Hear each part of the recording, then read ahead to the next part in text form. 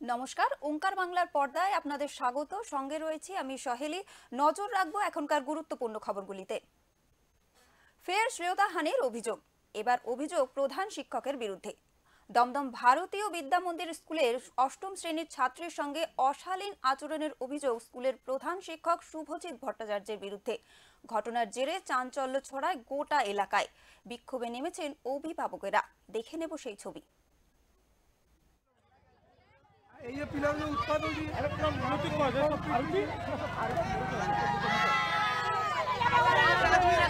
आदमी रखो भाग जाएगा ना भाग जाएगा पीछे से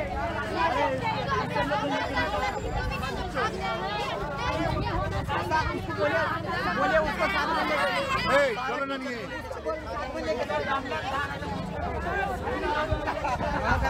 क्या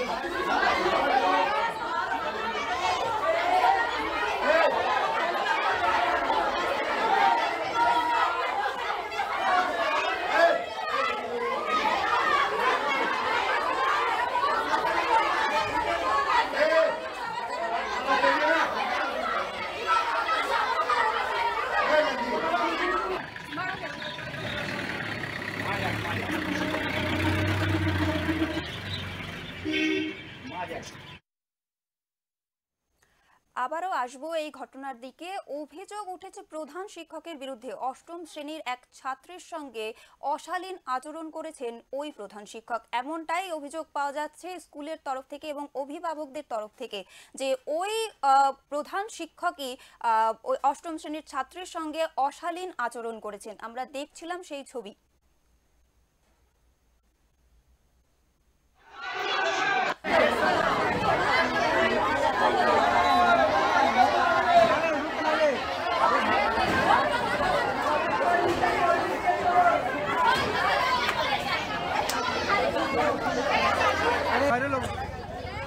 ये पिलर में उत्पाद होगी एकदम नोटिक को है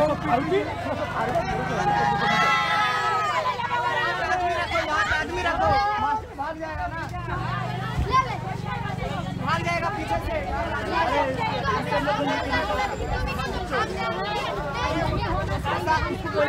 बोले उसको साथ में चलो ना नहीं সম্পূর্ণ ঘটনাটির বিষয়ে আক্রান্ত ছাত্রী কি বলল জেনে নেব। তিনটের সময় ক্লাস হচ্ছিল, ক্লাস উনি নিচ্ছিল, জানি না কালকে 3 তারিখে 3:30টার সময় এই ঘটনাটা হলো আমার সাথে কোশিশ করছিল। উনি কে করছিল? শুভজিৎ ভট্টাচার্য, আমাদের প্রিন্সিপাল। তো উনি আমার সাথে বদতমিজি করলো। তো আমি আমার পুরো জামা পুরো ধরে আমাকে টানছে, বলছে কেউ ওয়াশরুম যাবে না, আমি মানে আমার সাথে তুই চ, মানে এরম বাজে বাজে ল্যাঙ্গুয়েজ ইউজ করলো। আমার গালাগালিও দিয়েছিল আমাকে। তা আমিও বললাম কি এটা আমি না, কি তো গালাগালি দিয়েছিল আমি শুনতে পাইনি। তা আমার দাদা উঠে বলছে কি আপনি এটা করছেন কেন? তা হেড স্যার জিজ্ঞেস করছে তুই কে? বলে আমার দাদা বললো কি স্টুডেন্ট। বলে স্টুডেন্ট আছে, তাই স্টুডেন্ট মতন থাকবি। তারপর বলে দাদা আমার বললো কি ঠিক আছে আমি স্টুডেন্ট, কিন্তু আমার আগেও বোনও, আমার বোনের সাথে ও পড়বে কেন, কে হয়? এইভাবে করলো। আমার প্রিন্সিপাল উঠে আমার দাদাকে মারলো, আর একটা ছেলে ছিল ওকেও মারলো। মানে আগে প্রিন্সিপাল সবাইকে মারছে মেয়েদেরকে। আপনি কি চাইছেন এখন? আমার চাইছি ওকে অ্যারেস্ট করার আর স্কুল বন্ধ হয়ে যায়। 3টের সময় ক্লাস হচ্ছে। ঘটনাটির বিষয়ে স্থানীয় কাউন্সিলর মিতা চ্যাটার্জি জানান, আমি এটাকে কোনোভাবে সমর্থন করি না এবং এর বিরুদ্ধে আমাকে যতদূর যেতে হবে আমি যাব। আমি আমার চেয়ারম্যানকে জানিয়েছি, মন্ত্রীকেও জানানো হয়েছে, আমরা একটা ব্যবস্থা আমরা করব। দেখা যাচ্ছে হেড স্যার এই অন্যায়ের পরেও দুজন স্কুল যে গ্রুপ আছে হোয়াটসঅ্যাপ গ্রুপে লিখেছে 2টো স্টুডেন্টকে টিসি দেবে, এক্সপেল করে দেবে। এত দুঃসাহস, সেটা তো দুঃসাহস। ও কে? আমাদের শিক্ষামন্ত্রীর ওপরে তো উনি নন। আমাদের শিক্ষামন্ত্রী যেটা ভালোভাবে বুঝবে সেটাই করবে। অন্যান্য অভিভাবকদেরও কপালে চিন্তার ভাঁজ, কারণ তাদের বাচ্চারাও রয়েছে সেই একই স্কুলে। কারণ কালকে আমার ননদ পড়ে স্কুলে, তো কালকে ওর একটা বন্ধুর সাথে, বন্ধু ঠিক না, নিচু ক্লাসে পড়ে, তো তার সাথে স্কুলের প্রিন্সিপাল একটা মিসবিহেভ করেছেন। তো যেটা করেছেন সেটা একদমই ঠিক না। এবারে আমরা এসে এই কারণে যে যাতে ভবিষ্যতে আমাদের ঘরে মেয়ের সাথে এরকম না হয়, কারণ এটা তো ঠিক না। আজকাল তার সেই মেয়ে আর আমার ঘরের মেয়ে একই রকম। তো আমি এটাই বলবো যে এটা একটা বিচার হওয়া দরকার। আপনার কে পড়ে? আমার ননদ পড়ে। ননদ পড়ে। আচ্ছা, এটা কোন স্কুলে ঘটেছে? এটা হয়েছে আমাদের এই দমদম ভারতীয় দমদম ভারতীয় দমদম ভারতীয় হিন্দি মিডিয়াম। হ্যাঁ, আমরা শুনছিলাম দমদম বিদ্যা মন্দির স্কুলে যে অশালীন আচরণ ঘটেছে অষ্টম শ্রেণীর ছাত্রীর সঙ্গে। তো আমাদের সঙ্গে এখন রয়েছে আমাদের প্রতিনিধি মানস চৌধুরী। মানস, আমি জানতে চাইবো যে দমদম ভারতীয় বিদ্যা মন্দিরে যে অশালীন ঘটনাটি ঘটেছে তার সর্বশেষ আপডেট কি রয়েছে? দেখো শাইলি, তোমাকে জানাই একটা খুব দুঃখজনক ঘটনা। যে রক্ষা করবে, যারা মানুষ নিশ্চিন্তে পাঠায় যে শিক্ষাক্ষেত্রে, সেই শিক্ষাক্ষেত্রে প্রধান শিক্ষকের বিরুদ্ধে অভিযোগ যে অষ্টম শ্রেণীর যে ছাত্রী, সেই ছাত্রীকে কিন্তু একান্ত সুযোগ পেয়ে কিন্তু বিকাল 3:30টার ঘটনা গতকালে, তাকে কিন্তু অশ্লীল আচরণ করে, অসভ্য আচরণ করে। তারপরে কিন্তু এই ঘটনা সে বাড়িতে গিয়ে জানায়, এবং আজকে যখন স্কুল শুরু হয়, যখন সমস্ত ঘটনাটা যখন ছাত্রছাত্রী এবং অভিভাবকদের মধ্যে ছড়িয়ে পড়ে, তখন যখন স্কুলের ছাত্ররা কিন্তু উত্তেজিত হয়ে পড়ে, একটু ভাঙচুর চালায়, এবং যে প্রধান শিক্ষক যার বিরুদ্ধে অভিযোগ তিনি কিন্তু আজকে স্কুলে আসেনি। এরপরেই কিন্তু তারা দল বেঁধে দমদম থানায় যায় এবং এই শিক্ষকের বিরুদ্ধে অভিযোগ করে যে এই শিক্ষক একজন যে প্রধান শিক্ষক যিনি সবাইকে গাইড করবেন, শিক্ষা দেবেন, সেখানে কিন্তু এই শিক্ষা কেন্দ্রে এই একটা অরাজকতা, এই একটা অস্থিরতা পরিস্থিতি, সেই নিয়ে কিন্তু ক্ষোভে পেটে পড়ে। তারা কিন্তু দমদম থানায় অভিযোগ করেছে, এবং মেডিকেল টেস্টের জন্য কিন্তু তাকে ওই ছাত্রীটিকে, যেহেতু সে নাবালিকা, তাকে কিন্তু স্বাগত দত্ত হসপিটালে নিয়ে যাওয়া হচ্ছে। পুরো ঘটনাটাই কিন্তু তদন্ত করছে দমদম থানার পুলিশ, এবং তারা দেখছে। তোমাকে জানাই যে আরেকটা যেটা উল্লেখযোগ্য হচ্ছে, এবং এই ছাত্রীকে কিন্তু ভয় দেখানো হয়েছিল যে কেউ যদি কাউকে বলা হয় তাকে কিন্তু রাস্ট্রিগেট করা দেওয়া আছে। স্কুলে যে হোয়াটসঅ্যাপ চ্যাট আছে, সেই চ্যাটেও কিন্তু তাকে কিন্তু সেই ছবি উঠে আসছে। এর ফলে কিন্তু আতঙ্ক, এবং তার মা থেকে আরম্ভ করে অন্যান্য অভিভাবক যারা আছে, তারা বলছে আমরা কোন ভরসা স্কুলে পাঠাবো, কোন ভরসা স্কুলে পাঠাবো, সেটাই নিয়ে কিন্তু একটা প্রশ্ন উঠেছে। স্কুলে পাঠাই আমরা শিক্ষা দিতে, কিন্তু সেখানে কিন্তু এই যারা শিক্ষক, তাদের যদি এরকম আচরণ হয়, তারা কিন্তু আতঙ্ক রয়েছে। সমস্ত ঘটনার কিন্তু তদন্তে দমদম থানা পুলিশ, এবং তারা কিন্তু, এবং যারা অভিভাবক আছে তারা তাদের দাবি, তাদেরকে কিন্তু এই শিক্ষককে যত শীঘ্রই সম্ভব তাকে কিন্তু গ্রেফতার করতে হবে। একদমই আমরা শুনছিলাম আপনার কথা। আমরা জানতে চাইবো যে নিগ্রাহিতার কি অবস্থা, তার কি পরিস্থিতি, এবং তার বাড়ির লোক এই বিষয়ে কি জানাচ্ছেন? দেখো, যেটা তোমাকে বললাম যে বাড়ির লোক কিন্তু একই বক্তব্য। তারা কিন্তু তার পরিবার কিন্তু তাদেরকে স্কুলে আসতে ভয় পাচ্ছে। এবং তোমাকে আরেকটা কথা যেটা জানাই, কিছুদিন আগে কিন্তু আরেকটি স্কুলের এই স্কুলে যে আরেকজন মাস্টার, তারা কিন্তু ছাত্রীদের কিন্তু অশ্লীল মানে বিভিন্ন রকম মেসেজ পাঠাতো। সেই নিয়ে কিন্তু তারা কিন্তু স্কুলের মাস্টারকে জানায়, জানানোর পরে স্থানীয় যে পৌর মাতা আছে তাকেও কিন্তু জানায়। তারপরে একটা সাময়িকভাবে একটা মিউচুয়াল হয়ে যায়। কিন্তু আরেকটা যেটা ঘটনা হচ্ছে যে এই প্রধান শিক্ষকের বিরুদ্ধে অভিভাবকরা যেটা প্রথমত যেটা যে অভিযোগ আসছে, তিনি কিন্তু মদ্যপ ছিলেন, স্কুলে মদ খেয়ে কিন্তু তিনি যান, এটাই কিন্তু আরেকটা অভিযোগ। এই মদ খেয়ে কিন্তু এই যে বিকেল বেলা যেটা 3:30টার সময় তোমার ঘটনা বলছি, সেই 3:30টা কিন্তু স্কুল ছুটির টাইম, সেখানে কিন্তু একাকি পেয়ে তাকে কিন্তু ওয়াশরুমে নিয়ে যাওয়ার চেষ্টা করে। তার ভাই যখন ছুটে আসে, অন্যান্য যারা আছে তাদেরকেও কিন্তু মারধর করা হয়। ফলে এক কথায় কিন্তু আতঙ্ক পরিবেশ রয়েছে, এবং সমস্ত স্কুলের অভিভাবকরা কিন্তু তাদের থানায় যাচ্ছে, প্রশাসনের দ্বারস্থ হয়েছে। তারা চাইছে অবিলম্বে এই প্রধান শিক্ষকের পূর্ণাঙ্গ তদন্ত করে তার উপযুক্ত শাস্তির ব্যবস্থা করুক এই প্রশাসন। একদমই আমরা শুনছিলাম দমদম বিদ্যাভারতী স্কুলের এই অশালীন ঘটনার। আমরা নজর রাখবো এই খবরের দিকে, আরো আমরা জানাবো এর আপডেট কি আসছে।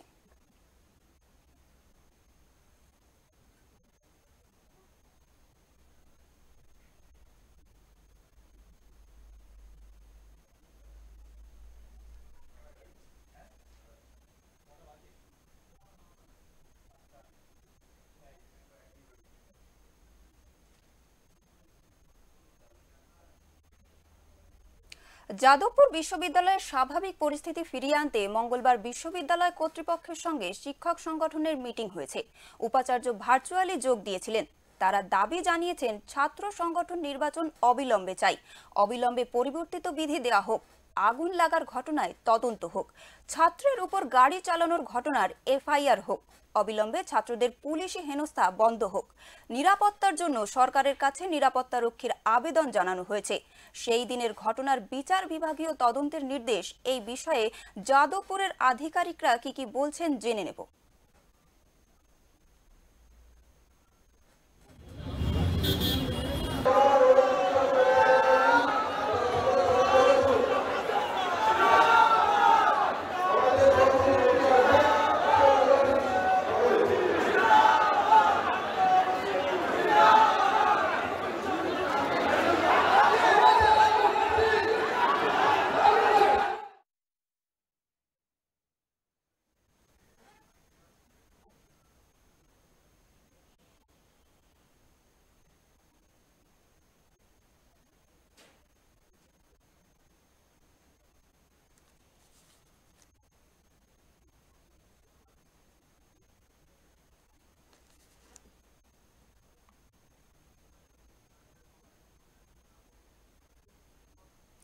যাদবপুর বিশ্ববিদ্যালয়ের স্বাভাবিক পরিস্থিতি ফিরিয়ে আনতে মঙ্গলবার বিশ্ববিদ্যালয়ের কর্তৃপক্ষের সঙ্গে যাদবপুর বিশ্ববিদ্যালয়ের পরিস্থিতি ফিরিয়ে আনতে মঙ্গলবার বিশ্ববিদ্যালয় কর্তৃপক্ষের সঙ্গে শিক্ষক সংগঠনের মিটিং হয়েছে। উপাচার্য ভার্চুয়ালি যোগ দিয়েছিলেন। তারা দাবি জানিয়েছেন ছাত্র সংগঠন নির্বাচন অবিলম্বে চাই, অবিলম্বে পরিবর্তিত বিধি দেওয়া হোক, আগুন লাগার ঘটনার তদন্ত হোক, ছাত্রের উপর গাড়ি চালানোর ঘটনার এফআইআর হোক, অবিলম্বে ছাত্রদের পুলিশি হেনস্থা বন্ধ হোক, নিরাপত্তার জন্য সরকারের কাছে নিরাপত্তারক্ষীর আবেদন জানানো হয়েছে। সেই দিনের ঘটনার বিচার বিভাগীয় তদন্তের নির্দেশ। এই বিষয়ে আমরা যাদবপুরের আধিকারিক কি বলছে জেনে নেব। ওদের তরফ থেকে আমাদের 4টি যে শিক্ষক সংগঠন, সেই শিক্ষক সংগঠনের প্রতিনিধিরা এসেছিলেন এবং অফিসাররা ছিলেন। আমরা বর্তমান পরিস্থিতিতে কিভাবে বিশ্ববিদ্যালয়কে আবার তার যে একাডেমিক্স এবং গবেষণা, পঠন পাঠন এবং গবেষণার রাস্তায় ফিরিয়ে নিয়ে আসা যায় সেই ব্যাপারে কথাবার্তা বলেছি। বলাটা একটু অসুবিধাজনক, কিন্তু তার মধ্যেও বেশ কিছু প্রস্তাব এসছে, যেমন সার্বিক নিরাপত্তা সুনিশ্চিত করা এবং সেই নিরাপত্তার স্বার্থে যদি সরকারের কাছ থেকে আরো কিছু সাহায্য বিশ্ববিদ্যালয়ের প্রয়োজন হয় তাহলে সরকারকে সেই ব্যাপারে সরকারের কাছে অ্যাপ্রোচ করা, এবং আমাদের বহুদিন ধরে স্টুডেন্ট ইউনিয়ন ইলেকশন তো হচ্ছে না, একটি প্রস্তাব সেইভাবে এসছে এবং সকলেই সেটা গ্রহণ করেছেন যে আবার সরকারের সঙ্গে বিশ্ববিদ্যালয় যাতে করে স্টুডেন্ট ইউনিয়ন ইলেকশন করার ব্যাপারে। আমরা শুনছিলাম যাদবপুর বিদ্যালয়ের কাণ্ডের আধিকারিকরা কি বলছেন। এবার আমরা শুনবো বাবুল সুপ্রিয় কি বলেছেন। যাদবপুরের ঘটনা তো দেখুন অত্যন্ত নক্কারজনক, নজিয়েটিং, যত নিন্দা করা যায় ততই খারাপ। আর আমি তো ভুক্তভোগী। হ্যাঁ, যাদবপুরে এই রকম ঘটনা তো আমাকে দিয়ে শুরু হয়েছিল বোধহয়। তো আমি কঠোর ব্যবস্থা তো নেওয়া নিশ্চয়ই হবে। এবং আমি খালি যাদবপুরের ছাত্রছাত্রীদের কাছে একটা অনুরোধ করব, দেখুন সবটা কিন্তু পুলিশ প্রশাসন সব কিছু যদি আমরা সবটাই সিস্টেমের ওপর ছেড়ে দিই তাহলে আমরা কিন্তু নিজেরা আনন্দে থাকতে পারবো না। আপনি আপনার যতই আপনি বাড়ির সামনে আপনি কুড়াদান রাখুন না কেন, ওয়েস্টবিন রাখুন না কেন, মানুষকে অ্যাকচুয়ালি চা খাওয়ার পরে গিয়ে ভাঁটটা তার মধ্যে ফেলতে হবে। সেই জন্য যাদবপুরের মধ্যে এই যে বাম অতি বাম এরা কারা, এরা তো গুন্ডা। এবং আমার ক্ষেত্রেও যেটা হয়েছিল বহিরাগতরা ঢুকেছিল বলে যেটা আমরা খবর পেয়েছিলাম, এক্ষেত্রেও ভেতরে যে এসএফআই, আরে রাজনীতিতে তো বিভিন্ন ধরনের মতাদর্শ থাকবে এবং এই বিভিন্ন মতাদর্শের কোএক্সিস্টেন্সটাই তো আমাদের ডেমোক্রেসির সবচেয়ে বড় একটা কী বলবো একটা সৌন্দর্য, ওটাই তো আমাদের ইউনিক একটা ইউএসপি। তো সেখানে একটা পার্টিকুলার দল এভাবে দিনের পর দিন গুন্ডামি করে যাবে, আর তারা ভাবছে তারা পার পেয়ে যাবে, যাদের মানুষের কাছে কোনো ভিত্তি নেই, সব জায়গাতে শূন্য হয়ে বসে আছে, একটাও সিট তারা জিততে পারে না। আর তাদের নেতারা টিভির সামনে গিয়ে, সুজন চক্রবর্তী কী এত কথা বলছেন বলুন তো? কোনো ভোট জিততে পেরেছেন রিসেন্টলি? কোনো ভোট জিততে পেরেছেন? সব জায়গায় যেখানেই যান সেখানেই হারেন। যাদবপুর কাণ্ডে বাম নেতা তন্ময় ভট্টাচার্যের কি প্রতিক্রিয়া আমরা জেনে নেব। ছাত্রছাত্রীদের আমি মনে করছি জনমানুষ এইরকম একটা ধারণা তৈরি করে দেওয়া সম্ভব কিনা। ব্রাত্য বসু তার এক্সপেরিমেন্ট করলেন যে সব বিশ্ববিদ্যালয় সব ফালতু, ওই সব জায়গায় যাওয়াই মানেই হচ্ছে আরবান নকশাল হওয়া, সব জায়গায় যাওয়া মানেই হচ্ছে গাঁজা খাওয়া, সব জায়গায় যাওয়া নামে মানেই হচ্ছে বেহিসেবি জীবনযাপন, ওখানে কোনো ডিসিপ্লিন নেই, এইসব রাখারই দরকার নেই, সব তুলে দাও। এই যে সব তুলে দাও, withdrawal of the government from each and every sector, specially service sector, এই মোটো নিয়ে যে গভর্নমেন্ট কাজ করে সেই গভর্নমেন্টের পক্ষে এ ধরনের ষড়যন্ত্র করাটা স্বাভাবিক। এবং আপনি দেখবেন তারপরেই বিরোধী দলনেতা যে বিবৃতি দিলেন তাতে তিনি কি বললেন? যাদবপুর বিশ্ববিদ্যালয়ে তালা লাগিয়ে দাও, শিক্ষামন্ত্রীর ঘরে তালা লাগিয়ে দাও, উচ্চশিক্ষা সংসদের অফিসে তালা লাগিয়ে দাও, তালা লাগিয়ে দাও, সমস্যার সমাধান করো না। পানাগড় সড়ক দুর্ঘটনায় এবার গ্রেপ্তার মৃত সুতন্দ্রার গাড়ির চালক। পুলিশ সূত্রে খবর মঙ্গলবার তাকে মহকুমা আদালতে পেশ করা হবে। পানাগড় কাণ্ডে এবার বিস্ফোরক তথ্য। এবার নৃত্যশিল্পী সুতন্দ্রা চ্যাটার্জির গাড়ির চালককে আটক করল পুলিশ। 23 ফেব্রুয়ারির মধ্যরাতে পানাগড়ের সড়ক দুর্ঘটনায় মৃত্যু হয় চন্দননগরের বাসিন্দা নৃত্যশিল্পী সুতন্দ্রা চ্যাটার্জির। দুটি গাড়ির রেষারেষির জেরেই মৃত্যুর ঘটনা ঘটেছে বলে দাবি তোলে পুলিশ। ঘটনার পর 24 তারিখ সোমবার সকালে সুতন্দ্রার গাড়ির চালক ইফটিজিং থেকে বাঁচতে তাদের দুর্ঘটনার কবলে পড়তে হয় বলে দাবি করে। পরে ফের বয়ান বদল করে ওই চালক।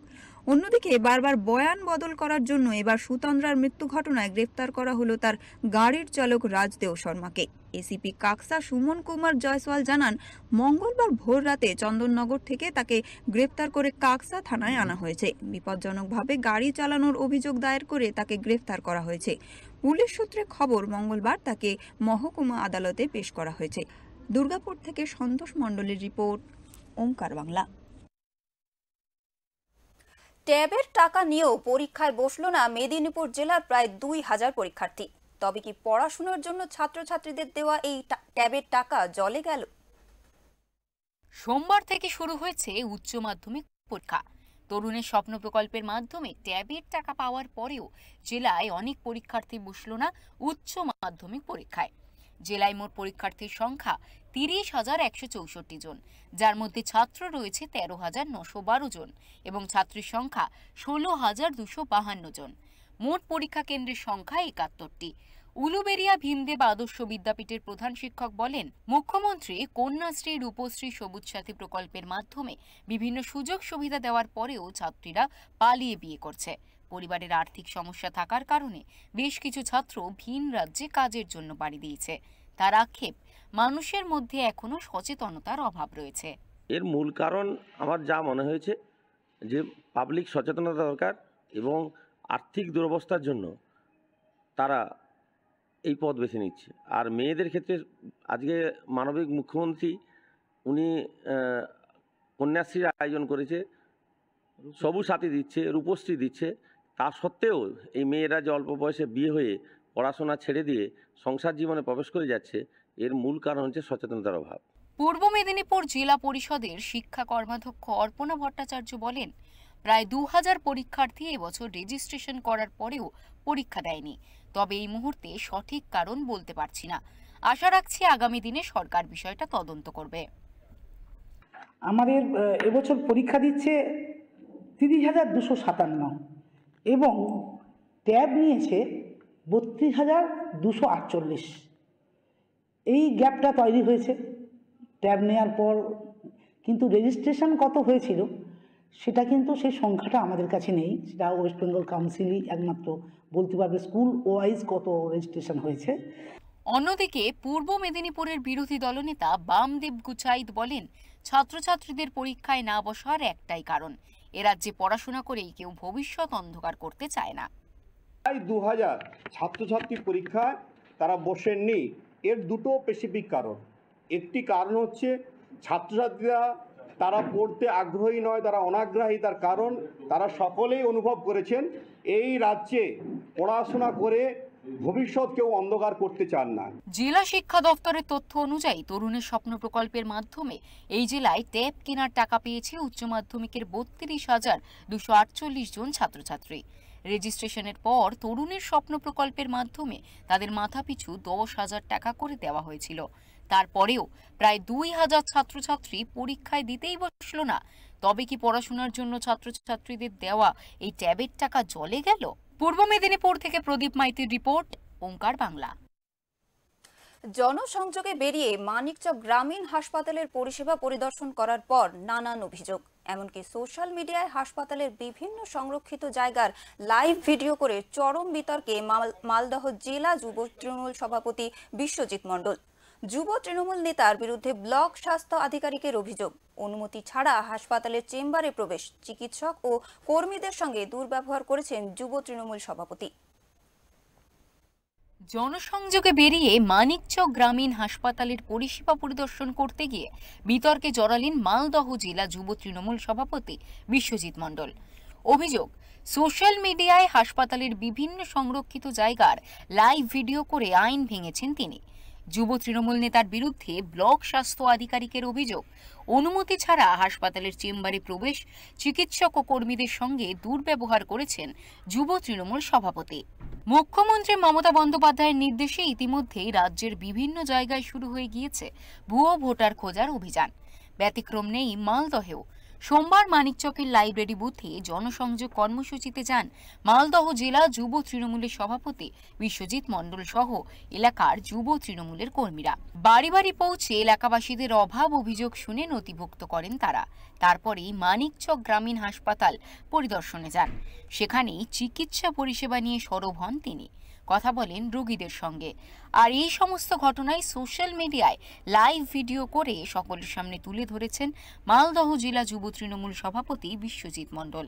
এই বিতর্ক নিয়েই শুরু হয়েছে তুমুল বিতর্ক।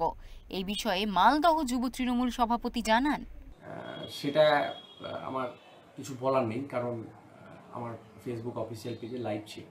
সেরকম যদি কোথাও দুর্ব্যবহারের বিষয় থাকে, উনি যদি বলে থাকেন, উনি এটা ওনার ব্যক্তিগত ব্যাপার, উনি বলতেই পারেন, ঠিক আছে। আমার মনে হয় না যে আমরা কোথাও কোনো রকমভাবে কাউকে দুর্ব্যবহার করেছি। যদিও এই প্রথম নয়, সূত্র মারফত জানা যায় বেশ কিছুদিন আগে জনসংযোগ করতে বেরিয়ে একটি প্রাথমিক বিদ্যালয়ে শিক্ষক ও ছাত্রছাত্রীর উপস্থিতির হার ও নিয়ম সোশ্যাল মাধ্যমে ভিডিও করে বিতর্কে জড়িয়েছিলেন তিনি। সবশেষে দেখার বিষয় যুব সভাপতির কাজটি ভুল নাকি ঠিক। একদিকে তার কাজের মাধ্যমে উঠে আসছে রাজ্যের খামতি, অন্যদিকে সরকারি বিধিনিষেধ লাগোয়া জায়গায় ছবি প্রকাশ্যে নিয়ে আসাটাও অপরাধ। তাহলে কি তার কাজে ভয় পাচ্ছে প্রশাসনিক ব্যক্তিরা? মালদহ থেকে প্রশান্ত কুমার দাসের রিপোর্ট, ওঙ্কার বাংলা।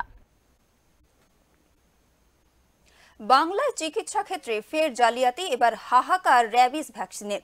জলপাইগুড়ি মেডিকেল কলেজ হাসপাতালে সেই জলাতঙ্ক রোগের প্রতিষেধক বা অ্যান্টি র্যাবিস ভ্যাকসিন রোগীদের ফিরিয়ে দেওয়া হচ্ছে হাসপাতাল কর্তৃপক্ষের পক্ষ থেকে। রাজ্যের চিকিৎসা ক্ষেত্রে জালিয়াতি, ব্যাকটেরিয়াযুক্ত গ্লাভস, ইনজেকশন ব্যবহারের পর এবার হাহাকার জরুরি ভ্যাকসিনের। এরকমই এক সংকট দেখা গেল জলপাইগুড়ি মেডিকেল কলেজ হাসপাতালে। এখানে মিলছে না জলাতঙ্ক রোগের প্রতিষেধক বা অ্যান্টি র্যাবিস ভ্যাকসিন। মঙ্গলবার সকাল থেকেই জলপাইগুড়ি সুপার স্পেশালিটি হাসপাতালে এর অভাব দেখা গিয়েছে, যার ফলে কুকুর, বিড়াল ও বাদুড়ের কামড়ে আহত রোগীরা চিকিৎসা করাতে এসেও হাসপাতাল থেকে ফিরে যাচ্ছেন। আজুর দিছে ভ্যাকসিনের জন্য, তো দুটো ভ্যাকসিন দেওয়া হয়েছে, আর আজকে একটা দেওয়ার কথা ছিল, কিন্তু ভ্যাকসিন নেই। কী বললো? বিকালে 5টার দিকে আসবে। কোথায় বাড়ি আপনার? নাজিরপাড়া। ওখান থেকে আবার আসতে সময় লাগে, খরচা হবে না এত দূর সময়? সে তো সময় লাগবে, খরচা তো আছেই। ভ্যাকসিন নিতে আসা রোগীদের হাসপাতাল কর্তৃপক্ষের পক্ষ থেকে বিকেলের পর আসতে বলা হচ্ছে, যার ফলে চরম বিপাকে পড়েছেন দূর দূরান্ত থেকে আসা রোগীরা। ভ্যাকসিন দিতে এসেছি, ভ্যাকসিন নেই তো ঘুরে যাচ্ছি। জলপাইগুড়ি মেডিকেল হাসপাতালে কর্তব্যরত নার্স জানান, গত কয়েকদিন ধরেই ভ্যাকসিনের সরবরাহ ঠিকমতো না হওয়ায় এই সমস্যা হচ্ছে। প্রয়োজনের তুলনায় ভ্যাকসিনের সাপ্লাই অনেক কম রয়েছে।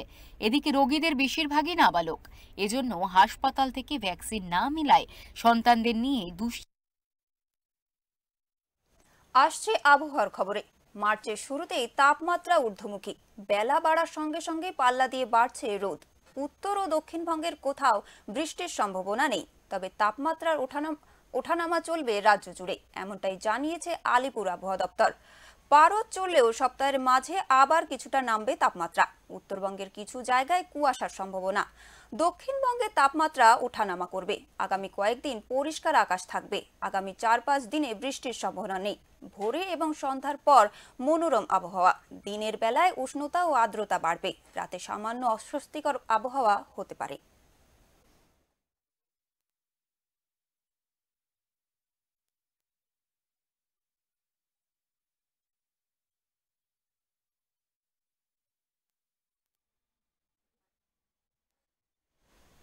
আসছে আন্তর্জাতিক খবরে। ইউক্রেনকে সামরিক সাহায্য দেওয়া বন্ধ করে দিল মার্কিন যুক্তরাষ্ট্র। সম্প্রতি ইউক্রেনের প্রেসিডেন্টের সঙ্গে ডোনাল্ড ট্রাম্পের বাকবিতণ্ডার জেরে এই সিদ্ধান্ত বলে মনে করছে আন্তর্জাতিক রাজনৈতিক পর্যবেক্ষকেরা।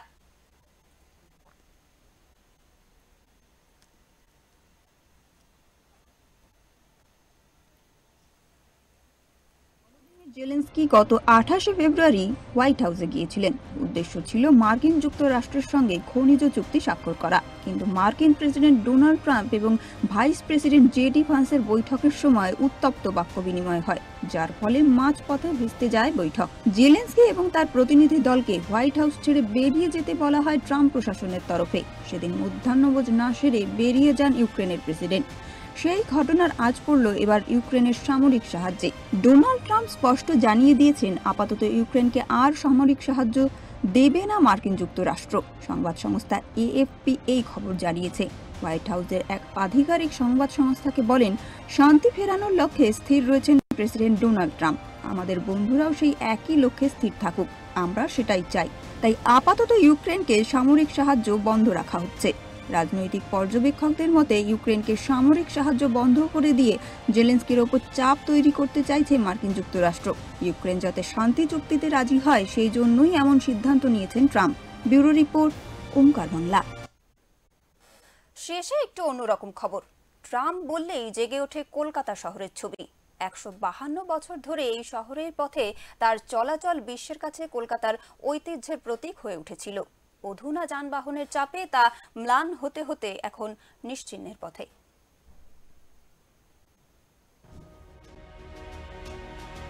ব্যস্ত কলকাতা শহরের রাস্তায় যানজট সৃষ্টি করছে এই নিরীহ ট্রাম্প।